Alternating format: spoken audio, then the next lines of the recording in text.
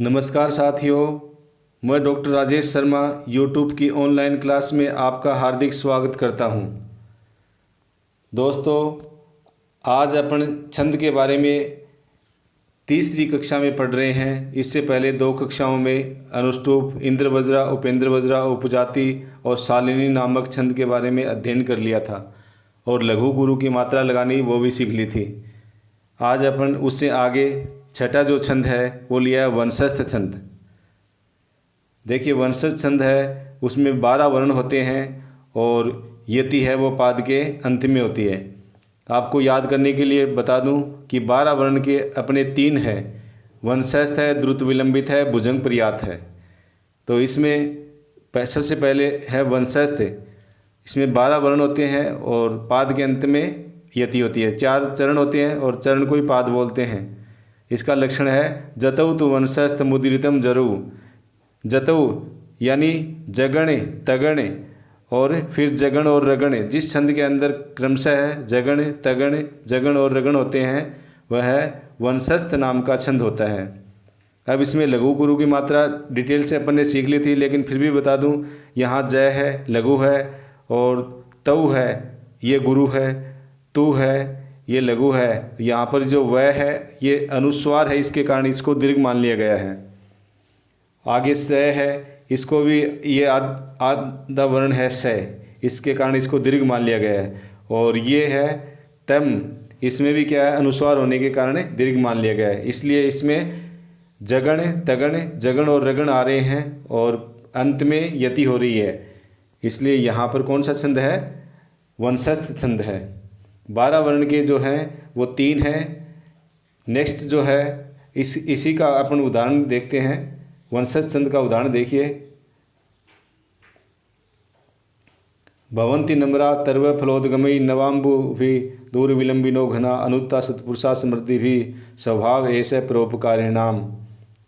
देखिए, इसमें जगण, तगण, जगण और रगण की आवृत्ति हो रही है और इसमें जो छंद है वो आ गया वंशस्थ। और मात्रा लगानी है भय वैंती। इसमें भय लघु है, ये वै लघु होते भी दीर्घ आ गया संयुक्त वर्ण होने के कारण। उसके बाद में ये जो न है ये भी लघु होते हुए दीर्घ हो गया संयुक्त वर्ण के कारण, और ये विसर्ग के कारण। इस प्रकार से यानी जिस छंद के अंदर क्रमशः जगण, तगण, जगण और रगण हो और पाद के अंत में यति हो, वो कौन सा छंद है, वंशस्थ छंद होता है। इसमें सबसे पहले 12 वर्ण में अगर ये जगण आता है तो आपका उत्तर हो जाएगा वंशस्थ। इसके लक्षण में भी है जतौ तु वंशस्थ मुद्रितम जरु। नेक्स्ट इसी प्रकार से तीनों चरणों में मात्रा हैं वो आ रही हैं, आप लगा करके अपनी देख सकते हैं। दूसरा नेक्स्ट जो छंद है वो देखिए, द्रुत विलंबित छंद।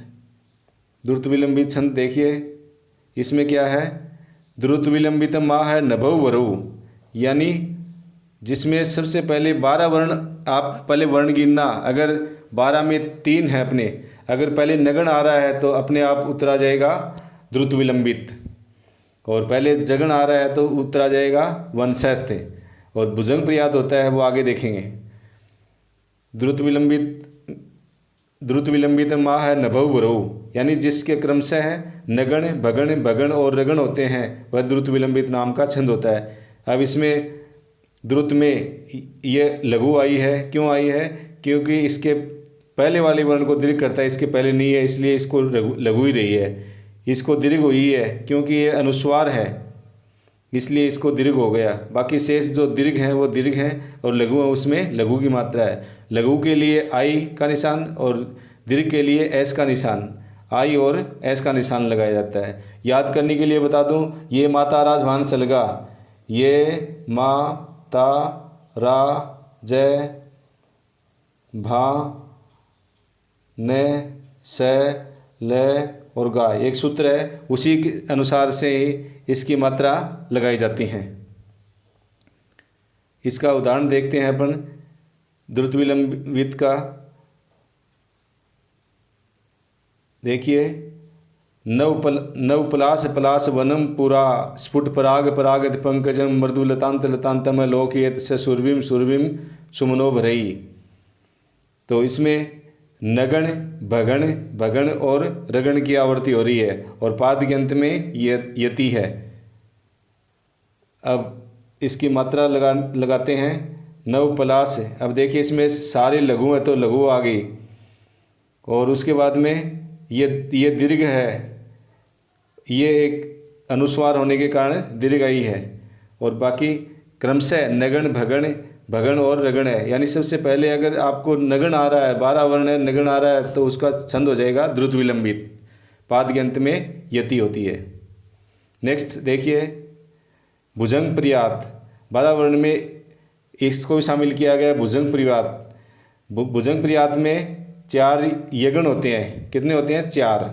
भुजंग प्रियातम भवेद यश चतुर्भी, यानी 4 यगण माने गए हैं और इसमें 12 वर्ण हैं। एक वर्ण में 3 मात्रा तो 4 तिये 12 मात्राएँ होती हैं। पाद के अंत में यति होती है।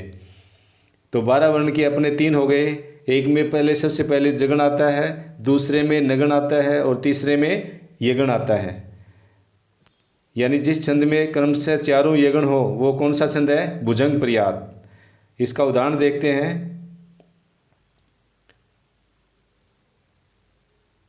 देखिए सदारात्म जज्ञाति भृत्यो विहाय स्वम एतम हृदम जीवनम लिप्समान है मया क्लेशित काली यथ्यम कुरुत्वम भुजंग प्रियातम द्रुतम सागराय। तो इसमें मात्रा जो है वो सदारात्म जज्ञाति। देखिए ये जय है, ये लघु होते हुए आगे संयुक्त वर्ण है इसलिए दीर्घ मान लिया गया है। ये री है, इसको भी आगे तय होने के कारण दीर्घ मान लिया गया है। क्रम से 4 यगण हैं और चारों यगणों के कारण इसमें क्या है? कौन सा छंद आ गया? भुजंग प्रियात आ गया है। पाद के अंत में इसकी यति है। नेक्स्ट देखिए बसंतिलका। उक्ता बसंतिलका तबजा जग उग है। 14 वर्ण होते हैं और इसकी जो यति है वो 8 और 6 पर यति होती है और क्रमशः तय भैजा जग उग है। देखिए ये इसकी लक्षण है।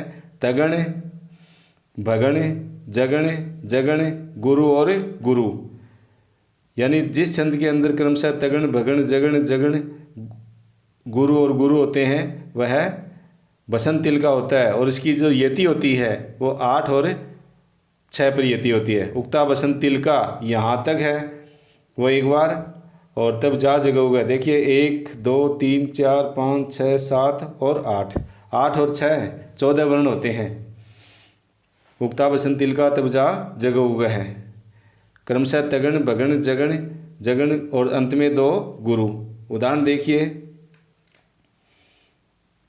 पापात निवार्यति योजयते हिताय गुयात निगूढ़यति गुणान प्रकटीकरोति आपदगतम च न जहाति ददाति काले सन्मित्र लक्षणम इदम प्रवदन्ति संतः।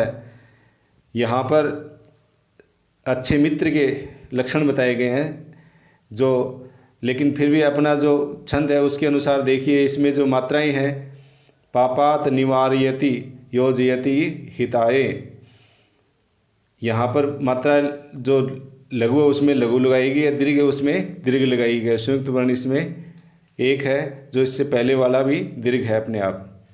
तो इसमें कहाँ तगण, भगण, जगण, जगण और गुरु गुरु की आवृत्ति हो रही है, इसलिए इसमें कौन सा है? बसंत तिल का है और 8 और 6 के ऊपर इसकी यति हो रही है। आगे देखिए 15 वर्ण का यानी 14 का एक ही है बसंत तिल का और 15 का भी एक ही है मालिनी। उसके बाद में मालिनी छंद का देखिए, मालिनी छंद है उसमें 15 वर्ण होते हैं और 8 और 7 पर यति होती है।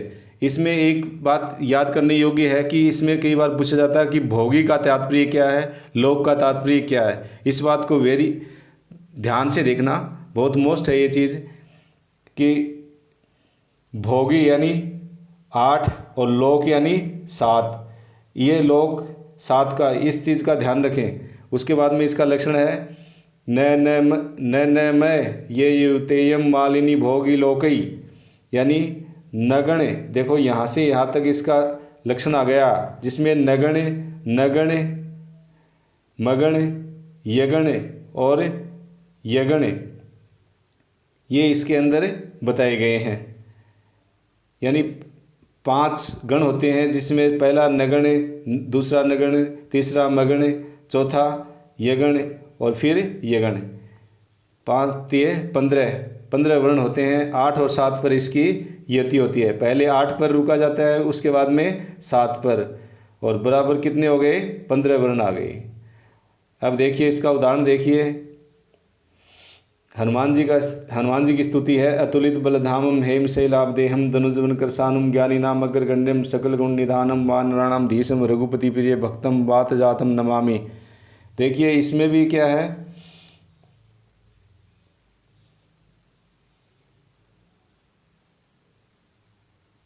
नगण, नगण, मगण, यगण और यगण, यानी क्रमशः है नगण, 2 नगण, फिर मगण और फिर 2 यगण। पहले 2 नगण आएंगे, बीच में मगण है और फिर बाद में 2 यगण है। और इसमें वर्ण होते हैं 15। 8 और 7 पर इसकी यति होती है। नेक्स्ट देखिए शिखरणी। शिखरणी में देखिए 17 वर्ण होते हैं और इसकी जो यति होती है वो 6 और 11 पर होती है। यानी इसमें कई बार पूछा जाता है कि रस यानी 6 और रुद्र यानी 11। ये चीज़ याद करने योग्य है। रसई रुद्रई छिन्ना ये मन सब लाग शिखरणी। यहाँ पर इसका ये इसका लक्षण है कि रसई रुद्रई, रस 6 और रुद्र 11, यमन, तो इसमें आ गया यगण, मगण, नगण, सगण, भगण और लघु और गुरु, ये इसमें बताए गए हैं। अब इसमें मात्रा लगाते हैं तो इसमें देखिए ये रू छोटे होते हुए भी रुद्रई बड़ा ही है, लेकिन फिर भी आगे संयुक्त वर्ण है। इसमें छिन्ना ये भी आगे संयुक्त वर्ण होने के कारण दीर्घ मानी गई है। उसके बाद में ये विसर्ग होने के बाद क्या है, गुरु मानी गई है। यानी जिस छंद के अंदर क्रमशः है यगण, मगण, नगण, सगण, भगण और लघु और गुरु हो, वह है शिखरणी नाम का छंद होता है। और इसमें 11 वर्ण होते हैं, इसमें 17 वर्ण होते हैं, 6 और 11 पर यति होती है।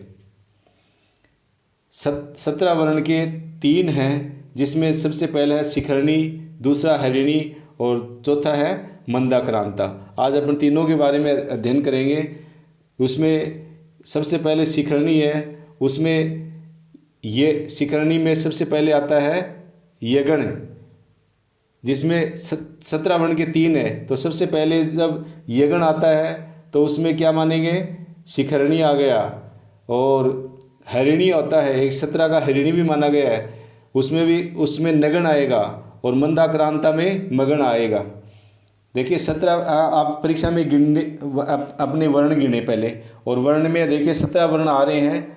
तो अगर यगण आ रहा है सबसे पहले तो अपन उसमें देखिए शिखरणी हो जाएगा। इसका उदाहरण देखते हैं।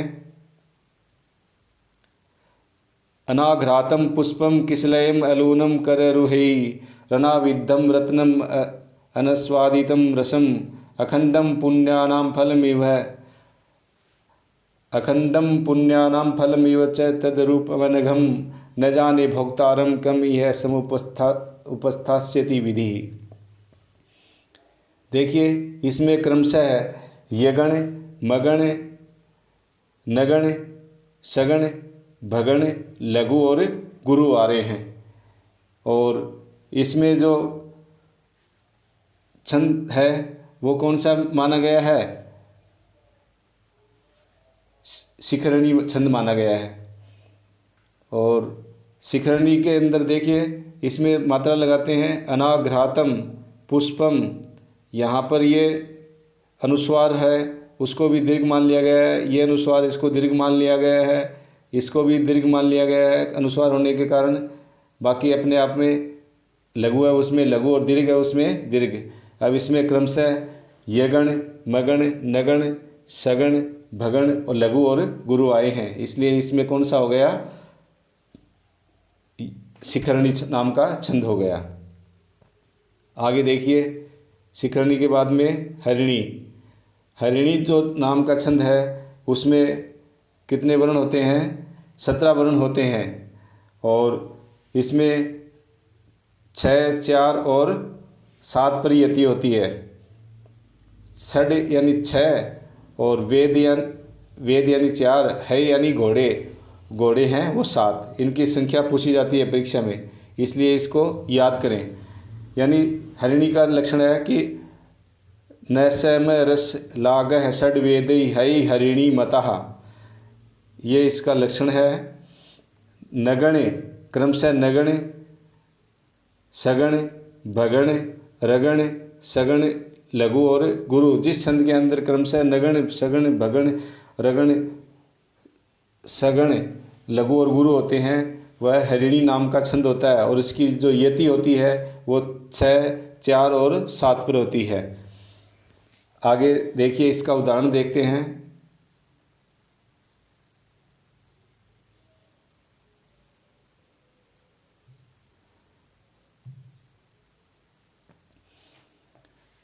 अभिजन्वतो भर्तुश्लाघ्ये स्थिता गृहिणी पदे विभव गुरु भी करते स्तस्य प्रतिक्षणम आकुलः तने मैचिरात प्राचीरवाक प्रसूये च पावनम मम विरहजा न त्वं वत्से सूचम गणयिष्यसि। इसमें देखिए, क्रमशः है नगण, सगण, मगण, रगण, सगण, लघु और गुरु की आवृत्ति हो रही है, इसलिए इसमें कौन सा आ गया, हरिणी नाम का छंद आ गया है। नेक्स्ट देखिए, मंदाक्रांता। मंदाक्रांता जो छंद है वो बहुत मोस्ट है, और इसमें से परीक्षा में कई बार पूछा जाता है, तो इस छंद को विशेष तैयार करें। और मंदाक्रांता छंद में देखिए कितने वर्ण होते हैं, 17 वर्ण होते हैं।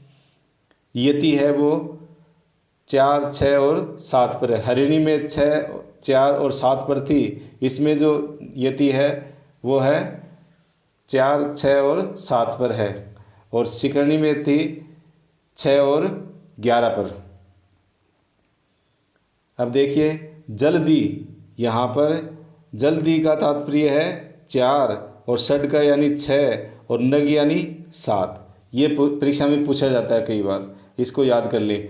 मंदाक्रांता जल्दी षड गई, मभौ नतौ तात गुरु चेत, यानी मभौ नतौ, मगण, भगण, नगण, तगण, तगण, और अंत में 2 गुरु होते हैं।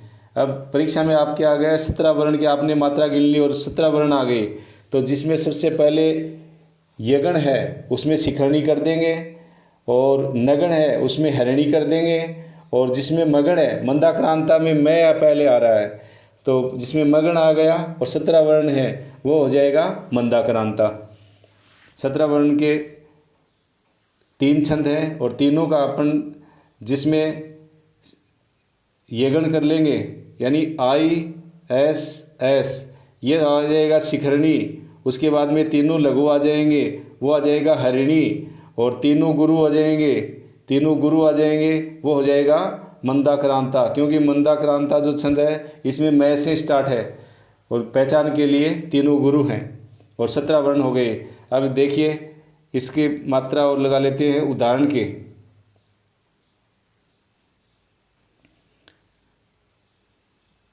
मंदाक्रांता छंद है, इसके उदाहरण की मात्रा लगाते हैं।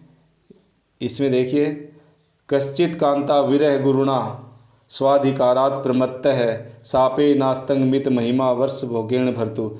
इसको मैं आपको लय से ही सुना देता हूँ, एक छंद तो कम से कम लय से बोल देता हूँ। कश्चित कांता विरह गुरुणा स्वाधिकारात प्रमत्त सापे नास्तंग मित महिमा वर्ष भोग्येण भर्तु यक्ष चक्रे जनक तनया स्नान पुण्योदकेषु स्निग्ध छाया तरुषु वसति रामगिर्याश्रमेषु। देखिए इसमें 17 वर्ण होते हैं और यति जो होती है वो 4, 6 और 7 पर यति होती है। अब इसमें लघु गुरु लगाएंगे तो सबसे पहले इसमें देखिए मगण, भगण, नगण, तगण, अंत और तगण और अंत में 2 गुरु आ रहे हैं। और कश्चित में यहाँ पर ये आगे संयुक्त वर्ण है दोनों के, तो गुरु हो गया। उसके बाद में विरह गुरुणा स्वाधिकारात् प्रमत्तः, ये लघु माना गया है क्योंकि पहले वाले में जाएगी इसकी मात्रा। और मैं को दीर्घ मान लिया गया है क्योंकि तय डबल है और इसलिए इसको दीर्घ मान लिया गया है। इस प्रकार से अपन ने मंदाक्रांता का लक्षण पढ़ा कि जिस छंद के अंदर क्रमशः मगण, भगण, नगण, तगण और तगण और अंत में 2 गुरु हों वो मंदाक्रांता नाम का छंद होता है। और इसकी यति होती है वो 4, 6 और 7 पर यति होती है। अब आपको पहचान के लिए बता दूं कि 17 वर्ण के 3 होते हैं, जिसमें सबसे पहले यगण आए उसमें शिखरणी, और जिसमें नगण आए उसमें हरिणी, और जिसमें मगण आए उसमें हो जाएगा मंदाक्रांता। इसी प्रकार से 12 वर्ण के 3 आए हैं, द्रुत विलंबित, भुजंग पर्यात और वंशस्थ। और जिसमें सबसे पहले जगण आए वो वंशस्थ, क्योंकि जतवतु इसमें वैसे भी जय से चालू किया गया है लक्षण को, जतवतु वंशस्थ यानी जगण आए तो वंशस्थ हो जाएगा। और द्रुत विलंबित में नगण आएगा, सबसे पहले नगण आए, तीनों लघु आएंगी मात्राएं तो द्रुत विलंबित हो जाएगा। और भुजंग पर्यात में लघु गुरु गुरु आती हैं, यगण होता है, यानी लघु गुरु और गुरु आए यगण आए तो भुजंग पर्यात, सभी लघु आए तो द्रुत विलंबित और जगण आए तो वंशस्थ। इस प्रकार से अपन ने आज 8 छंद पढ़े हैं। कल अपन शेष जो छंद है उनका विस्तार से पढ़ेंगे। धन्यवाद। आज आपके कुछ समझ में आया है, अच्छा लगा तो लाइक कीजिए, इस बात को शेयर कीजिए। मैंने ये जो वीडियो बनाया है लगभग बनाना इसमें टाइपिंग करने में बहुत बड़ी दिक्कत होती है, लेकिन फिर भी आपके लिए सब कुछ कर रहा हूँ। अगर आपको लग रहा है कि मैं वास्तव में कुछ आपके लिए मेहनत कर रहा हूँ तो इस बात को लाइक कीजिए और अपनी कोशिश कीजिए कि आप ये पूरे याद कीजिए और सफलता प्राप्त कीजिए। मेरी यही हार्दिक इच्छा है। धन्यवाद।